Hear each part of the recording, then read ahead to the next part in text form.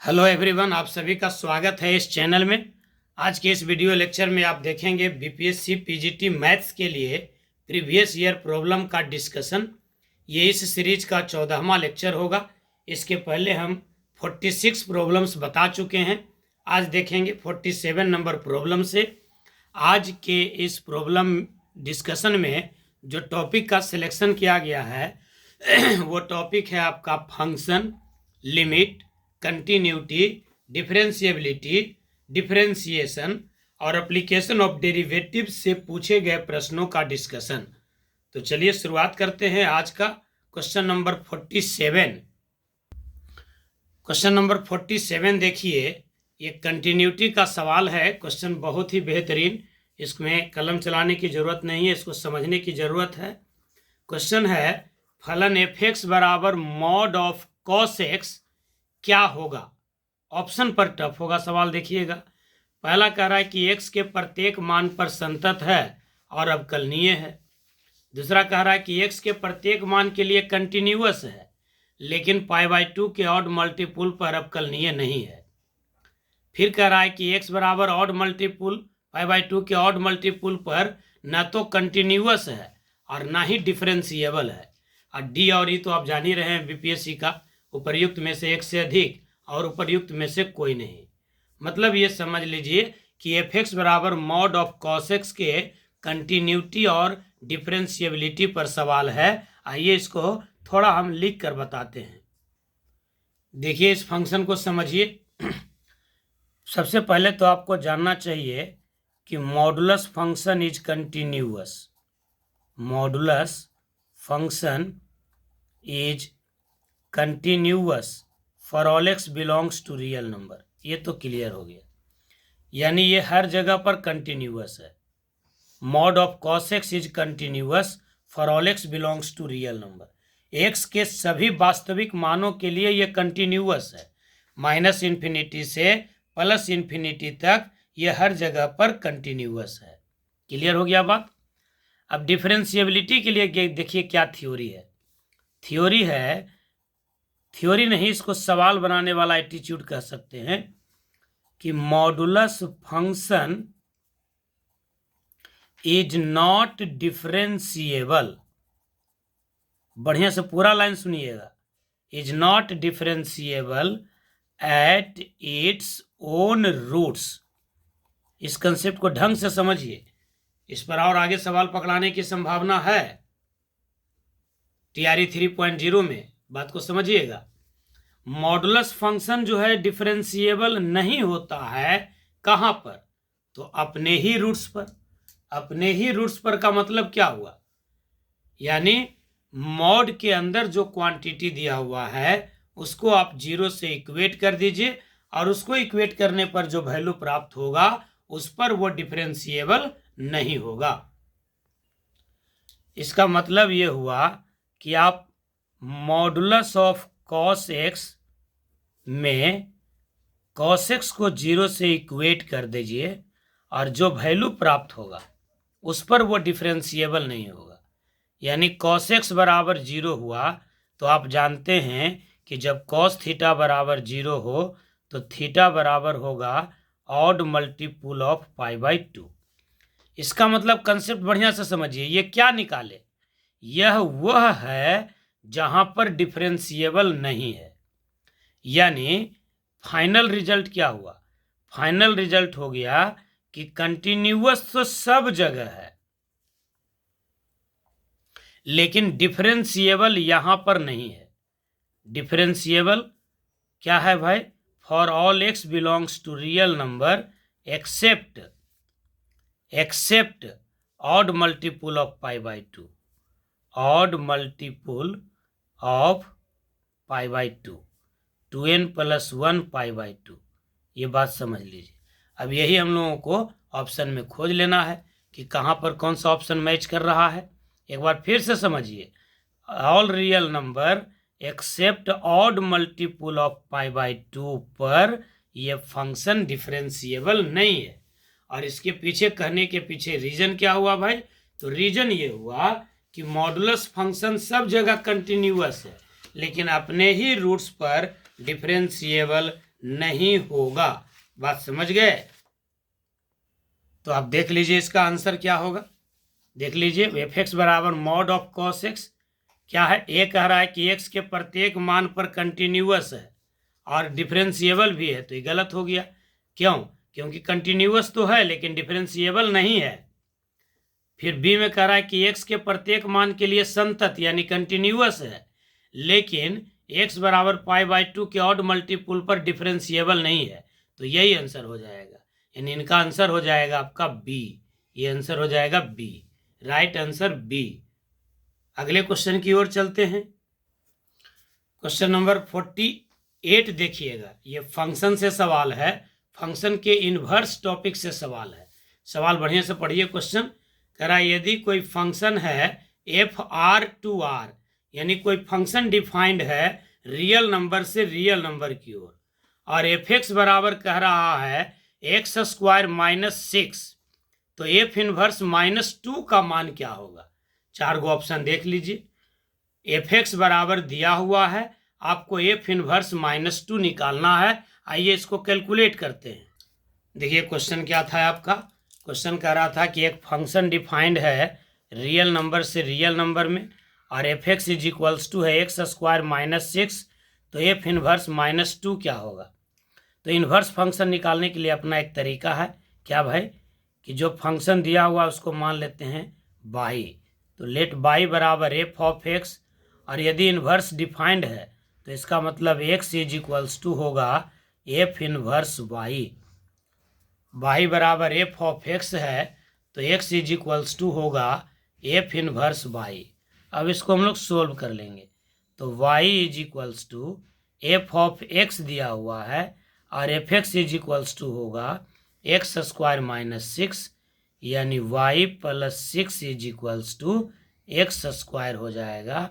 इसका मतलब कि एक्स इज इक्वल्स टू होगा √y + 6। और आप देखिए इक्वेशन 1 से x के जगह पर आप क्या लिख सकते हैं?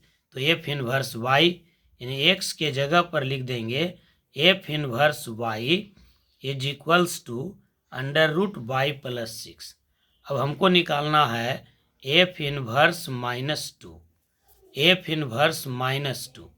इसका मतलब एफ इनवर्स y में y के जगह पर -2 को प्लेस कर देंगे, तो ये हो जाएगा -2 + 6 यानी √4, जिसका वैल्यू होगा +-2, जो इस सवाल का जवाब था।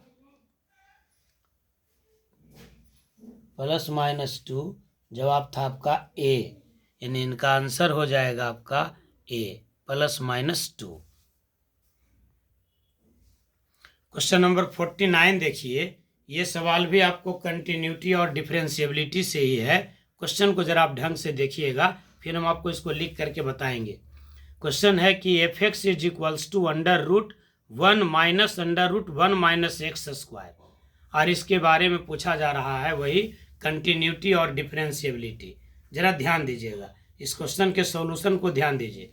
ऑप्शन तो आप देख ही रहे हैं, ऑप्शन आपको बता दिएंगे कि क्या मिलेगा। सो पहले आप इस सवाल को देख लीजिए, फंक्शन को आप याद कर लीजिए। हम पेज बदलते हैं। एफ एक्स बराबर √1 - x स्क्वायर। अब हम इसके कंटिन्यूटी और डिफरेंशिएबिलिटी पर विचार करते हैं। इसके कंटिन्यूटी को पहले चेक करेंगे। तो कोई फंक्शन है तो कंटिन्यूअस कब होगा? तो कंटिन्यूअस होगा जब ये फंक्शन डिफाइंड होगा। जहाँ फंक्शन डिफाइंड नहीं होगा वहाँ पर तो कंटिन्यूअस की बात ही नहीं है। तो अगर ये फंक्शन डिफाइंड हो गया तो कंटिन्यूटी वहाँ हम चेक कर लेंगे। तो ये फंक्शन जो है इररेशनल फंक्शन है, इसको डिफाइंड होने के लिए रूट का जो अंदर का क्वांटिटी है, रूट के अंदर का जो क्वांटिटी है ये पॉजिटिव होनी चाहिए। रूट के अंदर का क्वांटिटी यानी 1 - √1 - x स्क्वायर पॉजिटिव होनी चाहिए। या आप कह सकते हैं कि रूट के अंदर का जो क्वांटिटी है 1 - x स्क्वायर, ये आपका पॉजिटिव होनी चाहिए। आप दोनों तरफ माइनस से मल्टीप्लाई कर दीजिए, तो x स्क्वायर -1 ये हो जाएगा <0। x square -1 <0। माइनस से मल्टीप्लाई करने पर इनइक्वलिटी का साइन चेंज हो जाता है। जब आप माइनस से मल्टीप्लाई करते हैं तो इनइक्वलिटी का साइन चेंज हो जाएगा, यानी x + 1 × x - 1 is less and equals to 0। अब आप नंबर लाइन पर इसको रिप्लेस कर दीजिए इसके रूट्स को, तो x - 1 को 0 करेंगे तो मिलेगा +1 और यहाँ मिलेगा -1, तो ये हो जाएगा -1 से 1 के बीच में, और ये वैल्यू शामिल भी होगा, शामिल होगा तो ये 0 रहेगा, तो 1 - 0 यानी ये छोटा हो जाएगा, डिफाइंड हो जाएगा। यानी कि इसको कंटिन्यूअस होने के लिए x का वैल्यू क्या होना चाहिए, -1 से 1 के बीच में। अगर x का वैल्यू -1 से 1 के बीच में हुआ तो ये वैल्यू पॉजिटिव, और 1 से छोटा भी हो जाएगा तो ये वैल्यू हो जाएगा पॉजिटिव, यानी ये डिफाइंड हो जाएगा। इसका मतलब ये हुआ कि इसका रिजल्ट में हम कहेंगे कि ये जो फंक्शन है वो कंटिन्यूअस है, कहाँ पर, तो -1 से 1 में, कंटिन्यूअस इन -1 से 1 में। फिर से लिख देते हैं -1 से 1 में, यहाँ पर ये कंटिन्यूअस है। अब देखते हैं डिफरेंशिएबिलिटी के लिए, तो डिफरेंशिएबिलिटी के लिए क्या होगा, जरा ध्यान दीजिएगा। -1 से 1 पर में डिफरेंशिएबल वहाँ नहीं होगा जहाँ पर फंक्शन एग्जिस्ट ही नहीं करे, तो -1 से 1 में कंटिन्यूअस है, तो डिफरेंशिएबल भी इसी में होगा शर्तों के साथ। कोई भी फंक्शन डिफरेंशिएबल तब होगा जब वो पहले कंटिन्यूअस हो, यानी continuity is the primary checkup of differentiability, तो कंटिन्यूअस तो होना ही चाहिए। तो जब कंटिन्यूअस ही है ये -1 से 1 में, तो डिफरेंशिएबल के लिए अलग से इंटरवल तो होगा नहीं, तो इसी इंटरवल में डिफरेंशिएबल होगा। हाँ, ये हो सकता है कि कुछ पॉइंट ऐसा मिल जाए जहाँ पर कंटिन्यूअस हो लेकिन डिफरेंशिएबल नहीं हो, तो उसके लिए हम क्या देखेंगे, उसके लिए देखेंगे कि इसका एग्जिस्टेंस कब होगा, इसके डेरिवेटिव का। तो f(x) दिया हुआ था आपका, f(x) क्या दिया हुआ है, ये दिया हुआ है √1 - x²। हम निकाल लेते हैं इसका f'(x), तो √x का डेरिवेटिव होगा 1/2√x, 1 - x², ये रूट का हो गया। फिर इसका 1 का 0 आई हो जाएगा माइनस, और √x का 1/2√x, और फिर -x² का -2x। अब हमको इसके डिफरेंशिएशन से मतलब नहीं है, ये एग्जिस्ट तब करेगा जब ये 0 ना हो, 0 ना हो, ये पूरा क्वांटिटी 0 हो जाएगा, तो इसका मतलब है कि अनडिफाइंड हो जाएगा, या आप यहीं पर कह सकते हैं कि ये 0 नहीं हो। तो 0 कब हो जाएगा, जब x² का वैल्यू हम क्या ले लें, देखिए x का वैल्यू अगर हम यहाँ 0 ले लेते हैं, देखिए तो 1 - 1 0 हो जाएगा, तो कोई एक टर्म भी अनडिफाइंड होगा तो इसका मतलब एग्जिस्ट नहीं होगा। तो यहाँ पर आपको रिलेशन लिखना होगा कि f'(x) does not exist at x = 0, और ये x = 0 जो वैल्यू है, x = 0 जो वैल्यू है यहाँ पर एग्जिस्ट नहीं किया, लेकिन कंटिन्यूअस तो यहाँ पर था। तो अब फाइनल रिजल्ट आपको क्या होना चाहिए, देखिए फाइनल रिजल्ट होगा कि -1 से 1 में तो कंटिन्यूअस है, ये शामिल भी है, यह भी शामिल है, लेकिन 0 पर डिफरेंशिएबल नहीं है, 0 पर डिफरेंशिएबल नहीं है, तो आपका आंसर हो जाएगा कंटिन्यूअस इन -1 से 1, और डिफरेंशिएबल के लिए क्या हो जाएगा, डिफरेंशिएबल होगा -1 से 0, 0 शामिल नहीं होगा तो ओपन इंटरवल यूनियन 0 से 1, 0 शामिल नहीं होगा, -1 से 0 यूनियन 0 से 1। अब आप देखिए कि इसमें आंसर ये कहाँ है, देखिए इसका आंसर क्या हो जाएगा, ए में था -1 से 1 में कंटिन्यूअस, और -1 से 1 में डिफरेंशिएबल नहीं, गलत हो गया, ये यहाँ कंटिन्यूअस है लेकिन यहाँ डिफरेंशिएबल नहीं, इसके बीच में एक वैल्यू मिला 0 जहाँ पर डिफरेंशिएबल नहीं है। देखिए -1 से 1 में कंटिन्यूअस और इसमें अवकल नहीं है, तो यही आंसर हो जाएगा बी। यही पर यहाँ ध्यान देना है कि 0 एक ऐसा पॉइंट मिल गया जहाँ पर डिफरेंशिएबल नहीं है, तो तो ये हम समझते हैं कि बीपीएससी टीआरई 1.0 का one of the best problem में से एक था, या आप टफ प्रॉब्लम कह सकते हैं। डिसीजन लेने में थोड़ी परेशानी थी। इतना टफ सवाल टीआरई 2 में भी नहीं आया और टीआरई 1 में भी इससे ज़्यादा टफ सवाल नहीं था। तो ये सबसे टफ सवाल की श्रेणी में आप इसको रख सकते हैं। आपको देख लेना है कि कंटिन्यूअस कब होगा और डिफरेंशिएबल कब होगा। उम्मीद करते हैं कि सवाल आप अच्छे से सीख गए होंगे। चलिए अगले क्वेश्चन की ओर चलते हैं। क्वेश्चन नंबर 50 देखिए। इस टाइप के सवाल को बनाने में ज़्यादा समय लगाने की ज़रूरत नहीं है। ये क्वेश्चन कर रहा है कि tan inverse 2x upon 1 minus x square का sine inverse 2x upon 1 plus x square के सापेक्ष अवकल गुणांक क्या है। आपको निकालना है डिफरेंशियल कोफिशिएंट इनका इनके रिस्पेक्ट में। तो आप देखिए कि ये दोनों सेम ही चीज़ है, तो किसी भी चीज़ का डेरिवेटिव उसी के रिस्पेक्ट में 1 होता है, तो आंसर 1 होगा। अब आप कहिएगा कि दोनों सेम कैसे है, तो बस आपको फॉर्मूला याद रख लेना है कि tan इनवर्स 2x बटा 1 माइनस एक्स स्क्वायर, ये किसका फॉर्मूला है, 2 tan इनवर्स x का। तो 2 tan इनवर्स x का फॉर्मूला होता है tan इनवर्स 2x बटा 1 माइनस एक्स स्क्वायर। इसी प्रकार से 2 tan इनवर्स x का एक फॉर्मूला और होता है साइन इनवर्स 2x बटा 1 प्लस एक्स स्क्वायर। होता तो एक और है, वो भी कॉस इनवर्स में, cos inverse 1 minus x square upon 1 plus x square. यानी ये दोनों चीज़ सेम है, तो सेम चीज़ का डेरिवेटिव 1 हो जाएगा। इसको बनाने की आवश्यकता ही नहीं है। वैसे जब बनाएंगे तो इसको लिखेंगे 2 tan इनवर्स x, तो इसका डेरिवेटिव हो जाएगा 2 बटा 1 प्लस एक्स स्क्वायर, और इसका डेरिवेटिव हो जाएगा 2 बटा 1 प्लस एक्स स्क्वायर। दोनों को रेशियो कर देंगे, आंसर आ जाएगा 1। हम आपको अभी बनाकर दिखाते हैं। क्वेश्चन नंबर 50 देख लीजिएगा। मान लेते हैं कि हमको निकालना है u, मान लिया इसको u is equals to tan inverse 2x upon 1 minus x square, यानी ये u इज इक्वल्स टू हो गया 2 tan इनवर्स x। अब हम निकाल लेंगे du by d x, du upon d x, तो 2 इंटू tan इनवर्स x का होगा 1 बाई 1 प्लस एक्स स्क्वायर। और फिर मान लेते हैं let v is equals to है sine inverse 2x upon 1 plus x square. तो ये v बराबर भी हो जाएगा आपका 2 tan इनवर्स x, और v को डिफरेंशिएट करेंगे x के रेस्पेक्ट में, तो 2 इंटू tan इनवर्स x का होगा 1 अपॉन 1 प्लस एक्स स्क्वायर। अब हमको निकालना है du बाई डी वी, यानी u का डिफरेंशिएशन v के रेस्पेक्ट में, तभी हो जाएगा du by d x upon d v by d x. तो du बाई डी एक्स जो था वही d v by d x हो गया, तो इसका रेशियो हो जाएगा 1। उम्मीद है कि आप सवाल समझ गए होंगे।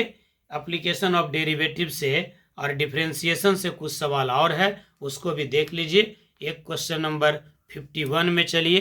क्वेश्चन नंबर 51 कहता है, 51 नंबर प्रॉब्लम आपको डिफरेंशिएशन से पूछा गया है। काफ़ी बढ़िया सवाल, बेहतरीन सवाल, जीपी के कम्बिनेशन से है, बड़ा बढ़िया सवाल है। देखिएगा क्वेश्चन दिया हुआ है कि y is equals to x plus x cube upon 3 plus x के power 5 upon 5 plus dot dot dot, यानी इनफाइनाइट सीरीज है। तो आप पहले d y by d x निकालिए, बाद में कुछ चर्चा होगा। तो d y by d x क्या हो जाएगा, एक्स का डेरिवेटिव 1, ये 1/3 बाहर निकलेगा, एक्स क्यूब का हो जाएगा 3x स्क्वायर, ये 1/5 बाहर निकलेगा, 5 इंटू एक्स का power 4 and dot dot dot, यही बात इन्फिनिटी तक जाएगी। यानी d y upon d x बराबर होगा 1 प्लस, ये 3 से 3 कट जाएगा, एक्स स्क्वायर, 5 से 5 कट जाएगा, एक्स के power 4 plus dot dot dot up to infinity.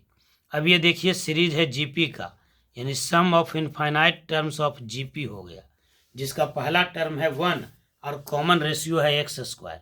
तो आप जानते हैं कि sum of infinite terms of GP बराबर होता है a अपॉन 1 माइनस आर, यानी d y by d x का जो वैल्यू प्राप्त होगा वो होगा a यानी 1 बटा 1 माइनस आर का वैल्यू होगा एक्स स्क्वायर, यानी आंसर होगा 1 अपॉन 1 माइनस एक्स स्क्वायर, जो आपका ऑप्शन था सी। उम्मीद है कि आप सभी सवाल को अच्छे से सीख गए होंगे। मोबाइल में मेमोरी नहीं है, थोड़ा वीडियो बनाने में बहुत असुविधा होती है। 20 मिनट के वीडियो को बनाने में बहुत टाइम लग जाता है, क्योंकि पर्याप्त सुविधा नहीं है। अलग अलग तरीके से मोबाइल को रख कर करके बनाना पड़ता है, लेकिन फ़ायदा आपको होना चाहिए। हम समझते हैं कि वीडियो में कंटेंट हम ठीक ठाक डालते हैं। वैसे हम तो अच्छा कहेंगे ही, अच्छा तो तब होगा जब आप अच्छा कहेंगे, और आप अच्छा तभी कहेंगे जब हम समझेंगे, जब आप लाइक करेंगे, सब्सक्राइब करेंगे और एक अच्छा सा कमेंट करेंगे, दोस्तों में इसे शेयर करेंगे। चलिए, बहुत बहुत धन्यवाद आप सभी का।